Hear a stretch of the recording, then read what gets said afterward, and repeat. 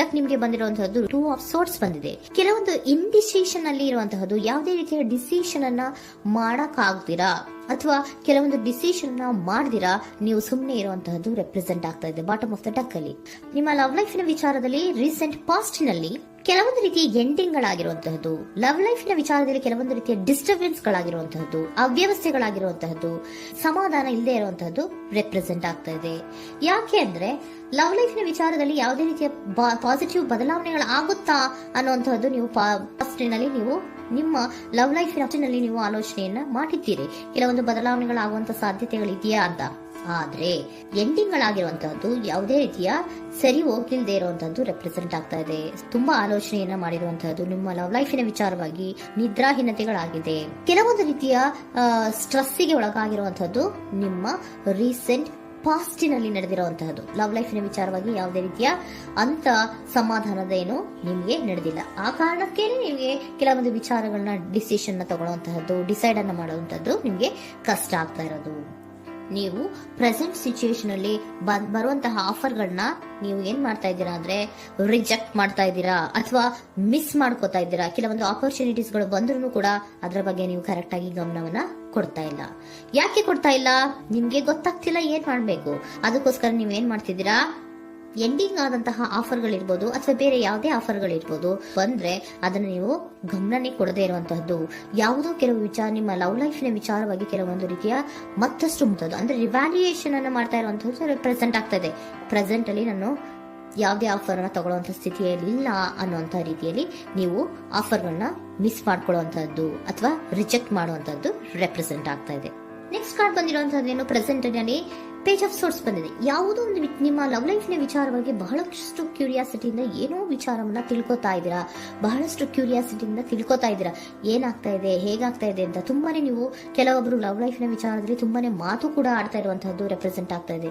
ಏನಾಗ್ತಾ ಇದೆ, ಹೇಗಾಗ್ತಾ ಇದೆ, ಈ ಗಲಿಬಿಲಿಗಳು, ಡಿಸ್ಟ್ರಾಕ್ಷನ್ಸ್ಗಳು ಅಥವಾ ಡಿಸಿಷನ್ಸ್ ನ ಮಾಡಕ್ಕಾಗದೆ ಏನಕ್ಕೆ ಒದ್ದಾಡ್ತಿದೀವಿ ಅನ್ನೋದ್ರ ಬಗ್ಗೆ ಕೂಡ ನೀವು ಕೆಲವೊಂದು ರೀತಿಯ ಮಾತಾಡ್ತಾ ಇರುವಂತಹದ್ದು ರೆಪ್ರೆಸೆಂಟ್ ಆಗ್ತಾ ಇದೆ. ಯಾವಾಗ ಕೆಲವೊಂದು ವಿಚಾರಗಳಲ್ಲಿ ನೀವು ಮಾತಾಡಿ ಕ್ಲಿಯರ್ ಅನ್ನ ಮಾಡ್ಕೊಂತೀರೋ ಆಗ ನೀವು ಕೆಲವೊಂದು ರೀತಿಯ ಆಕ್ಷನ್ಸ್ ಗಳನ್ನ ತಗೋಬೇಕು ಅನ್ನುವಂಥ ನಿರ್ಧಾರವನ್ನ ಮಾಡಿರುವಂತದ್ದು. ಆಫರ್ಗಳು ಬಂದ್ರೂ ಕೂಡ ರೆಫ್ಯೂಸ್ ಮಾಡ್ತೀರಾ. ಆದ್ರೆ ಏನೀಗ ಹಿಂದೆ ಪಾಸ್ಟ್ ನಲ್ಲಿ ನಡೆದಿತ್ತೋ ಅದು ಯಾಕಾಯ್ತು, ಏನಕ್ಕೆ ಹಂಗಾಯ್ತು ಅನ್ನೋದ್ರ ಬಗ್ಗೆ ಕೂಡ ನೀವು ಮಾತಾಡುವಂತ ಸಾಧ್ಯತೆಗಳು ರೆಪ್ರೆಸೆಂಟ್ ಆಗ್ತಾ ಇದೆ ಅಟ್ ಪ್ರೆಸೆಂಟಿನಲ್ಲಿ. ಆಮೇಲೆ ನೀವು ಮಾತಾಡಿದ್ಮೇಲೆ ಕೆಲವೊಂದು ರೀತಿಯ ನಿರ್ಧಾರಗಳನ್ನ ಮಾಡುವಂತಹದ್ದು. ನೈಟ್ ಆಫ್ ವ್ಯಾಂಡ್ಸ್ ಬಂದಿದೆ. ಸೊ ಆವಾಗ ನೀವು ನಿಮ್ಮ ಕೆಲವೊಂದು ವಿಚಾರಗಳಲ್ಲಿ ಕ್ಲಾರಿಟಿಗೆ ಬಂದ್ಮೇಲೆ ನಿಮ್ಮ ಲವ್ ಲೈಫಿನ ವಿಚಾರದಲ್ಲಿ ಕೆಲವೊಂದು ಆಕ್ಷನ್ ಗಳನ್ನ ತಗೊಳ್ಳುವಂತಹದ್ದು ರೆಪ್ರೆಸೆಂಟ್ ಆಗ್ತಾ ಇದೆ. ಹಾಗೆ ಏನ್ ಆಕ್ಷನ್ಸ್ ಗಳನ್ನ ತಗೋತೀರಾ, ಈಗ ಕೆಲವೊಂದು ರೀತಿಯ ಆಫರ್ಗಳನ್ನ ನೀವು ಬಂದಂತಹ ಆಫರ್ಗಳನ್ನ ನೀವು ಏನ್ ಮಾಡಿದೀರಾ, ರೆಫ್ಯೂಸ್ ಅನ್ನ ಅಟ್ ಪ್ರೆಸೆಂಟ್ ಅಲ್ಲಿ ಮಾಡಿದ್ದೀರಾ. ಈಗಲೂ ಕೂಡ ನೀವು ಬಂದಂತಹ ಆಫರ್ ಅನ್ನ ನೀವೇನ್ ಮಾಡ್ತೀರಾ, ರೆಫ್ಯೂಸ್ ಅನ್ನ ಮಾಡ್ತೀರಾ ಅಥವಾ ರಿಜೆಕ್ಟ್ ಅನ್ನ ಮಾಡ್ತೀರಾ. ಯಾಕೆ? ಸೆಕೆಂಡ್ ಕಾರ್ಡ್ ನಿಮ್ಗೆ ಇಮಿಡಿಯೇಟ್ ಫ್ಯೂಚರ್ ನಲ್ಲಿ ಸೆಕೆಂಡ್ ಕಾರ್ಡ್ ಬಂದಿರೋದು ಯಾವುದು, ಹಾರ್ಮೆಟ್ ಕಾರ್ಡ್ ಬಂದಿದೆ. ಸೊ ಲೋನ್ಲಿನೆಸ್ ಅನ್ನ ರೆಪ್ರೆಸೆಂಟ್ ಮಾಡುತ್ತೆ. ಯಾಕೆ ಲೋನ್ಲಿನೆಸ್ ಅನ್ನ ರೆಪ್ರೆಸೆಂಟ್ ಮಾಡುತ್ತೆ? ಬೇಡಪ್ಪ, ಈ ಜಗ್ಲಿಂಗ್ ಗಳೇ ಬೇಡ. ತುಂಬಾ ಜಗ್ಲಿಂಗ್ ಇದೆ ನಿಮ್ಮ ಲವ್ ಲೈಫಿನ ವಿಚಾರದಲ್ಲಿ. ಕೆಲವೊಬ್ಬರಿಗೆ ತುಂಬಾ ಜಗ್ಲಿಂಗ್ ಇದೆ. ಯಾವಾಗ್ಲೂ ಬ್ಯಾಲೆನ್ಸ್ ಅನ್ನ ಮಾಡ್ತಾ ಇರ್ಬೇಕು. ಈ ಕಡೆಗೆ ಹೇಳಿದ್ರೆ ಆ ಕಡೆಗೆ ಹೋಗುತ್ತೆ, ಆ ಕಡೆಗೆ ಹೇಳಿದ್ರೆ ಈ ಕಡೆಗೆ ಬರುತ್ತೆ. ಯಾವ ಕಡೆ ಅಂತ ಮಾಡೋದು ಅನ್ನುವಂತಹ ಆಲೋಚನೆಯನ್ನ ಮಾಡ್ತಾ ಇರುವಂತದ್ದು. ಸದ್ಯಕ್ಕೆ ಯಾವುದೇ ಆಫರ್ ಬೇಡ, ಸ್ವಲ್ಪ ಒಂಟಿಯಾಗಿರೋಣ ಅಂತ ನೀವು ಆಲೋಚನೆಯನ್ನ ಮಾಡ್ತಾ ಇರುವಂತದ್ದು ರೆಪ್ರೆಸೆಂಟ್ ಆಗ್ತಾ ಇದೆ.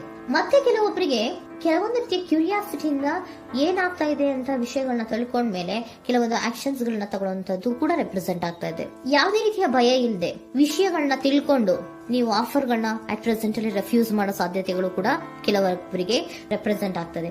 ಯಾಕೆ ಆಫರ್ಗಳನ್ನ ರೆಫ್ಯೂಸ್ ಮಾಡ್ತೀರಾ? ನಿಮ್ಮ ಲವ್ ಲೈಫಿನ ವಿಚಾರದಲ್ಲಿ ಬರೀ ಜಗ್ಲಿಂಗ್, ತುಂಬಾ ಬ್ಯಾಲೆನ್ಸ್ ಅನ್ನ ಮಾಡ್ಬೇಕು. ಯಾವ ಕಡೆ ಮಾಡ್ಬೇಕು, ಹೇಗ್ ಮಾಡ್ಬೇಕು ಗೊತ್ತಾಗದೇ ಇಲ್ಲ. ನೀವೇನ್ ಮಾಡ್ತೀರಾ, ಸ್ವಲ್ಪ ದಿನದ ಮಟ್ಟಿಗೆ ನಾನು ಲೋನ್ಲಿ ಆಗಿರ್ಬೇಕು ಅನ್ನೋದನ್ನ ಇಲ್ಲಿ ನಿಮ್ಗೆ ಲವ್ ಲೈಫಿನ ವಿಚಾರವಾಗಿ ರೆಪ್ರೆಸೆಂಟ್ ಆಗ್ತಾ ಇದೆ. ಈ ಎಲ್ಲಾ ಕನ್ಫ್ಯೂಷನ್ಸ್ ಇರೋದ್ರಿಂದಲೇ ನಿಮ್ಗೆ ಬಾಟಮ್ ಆಫ್ ದ ಡಕ್ ಬಂದಿರೋಂತದ್ದು 2 ಆಫ್ ಸೋರ್ಟ್ಸ್ ಬಂದಿರೋಂತದ್ದು.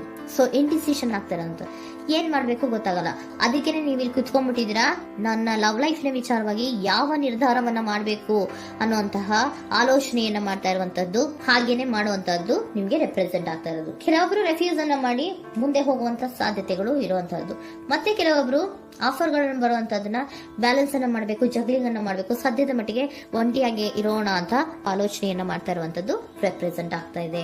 ನಿಮಗೆ ಏಂಜಲ್ ಗೈಡೆನ್ಸ್ ಏನ್ ಕೊಡ್ತಾ ಇದ್ದಾರೆ? Don't stop. ಇಲ್ಲಿ ಡೋಂಟ್ ಸ್ಟಾಪ್ ನ ಅರ್ಥ ಏನಪ್ಪಾ ಅಂದ್ರೆ, ಯಾವ ಕೆಲವು ವಿಚಾರಗಳ ಬಗ್ಗೆ ಕ್ಲಾರಿಟಿ ಬೇಕು ನಿಮ್ಗೆ, ಯಾವ ವಿಚಾರಗಳಲ್ಲಿ ನೀವು ಕನ್ಫ್ಯೂಷನ್ಸ್ ಅಲ್ಲಿ ಒದ್ದಾಡ್ತಾ ಇದ್ದೀರಾ, ಏನ್ ಕ್ಲಾರಿಟಿ ಬೇಕೋ ಅದನ್ನ ಧೈರ್ಯವಾಗಿ ಮುಂದೆ ಬಂದು ಅದನ್ನ ಕ್ಲಾರಿಟಿಯನ್ನ ತಗೊಂಡು ಮುಂದೆ ಹೋಗು, ಅಲ್ಲೇ ನಿಂತ್ಕೋಬೇಡ ಅನ್ನುವಂಥದ್ದನ್ನ ನಿಮ್ಗೆ ಹೇಳ್ತಾ ಇದ್ದಾರೆ. ಯಾವ ವಿಚಾರವನ್ನ ನೀವು ಲವ್ ಲೈಫ್ ನ ವಿಚಾರದಲ್ಲಿ ಏನ್ ಈ ಜಗ್ಲಿಂಗ್ಗಳು ಅಥವಾ ಈ ಬ್ಯಾಲೆನ್ಸ್ ಗಳನ್ನ ಮಾಡ್ಕೊಂಡು ಅಥವಾ ಎಳ್ದಾಟಗಳನ್ನ ಮಾಡ್ಕೊಂಡಿದ್ದೀರೋ ಅಲ್ಲಿಗೆ ಕ್ಲಾರಿಟಿಯನ್ನ ತಗೊಳ್ಳಿ, ಧೈರ್ಯವಾಗಿ ಕ್ಲಾರಿಟಿಯನ್ನ ತಗೊಂಡು ನೀವು ಮುಂದೆ ಆಕ್ಷನ್ಸ್ ಅನ್ನ ತಗೊಳ್ಳುವಂತದ್ದು ರೆಪ್ರೆಸೆಂಟ್ ಆಗ್ತಾ ಇದೆ.